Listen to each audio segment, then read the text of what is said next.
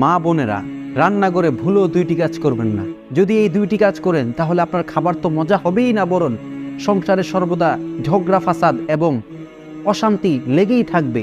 এই জন্য মা বোনেরা রান্নাঘরে কখনো এই দুইটি কাজ করবেন না। মা বোনদের কারণে সংসার সুখের হয়ে ওঠে, আবার কখনো কখনো মা বোনদের কারণেই সংসার দুঃখের হয়ে যায়।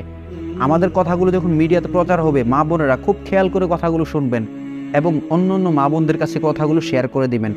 1 নাম্বার হচ্ছে, আপনি যখন রান্নাঘরে প্রবেশ করবেন, রান্নার কাজ যখন শুরু করবেন, তখন বিসমিল্লাহ বলে রান্নার কাজগুলো শুরু করবেন। আপনার রান্না এত সুস্বাদু হবে, এত ভালো হবে, আমরা সেই সুস্বাদু খাবার যে খাবে সে হবে পরিতৃপ্ত। এই জন্য মা বোনেরা রান্নার কাজ, প্রত্যেকটা কাজ শুরু করার পূর্বে আল্লাহ তাআলার নাম নিয়ে শুরু করবেন, বিসমিল্লাহ বলে শুরু করবেন।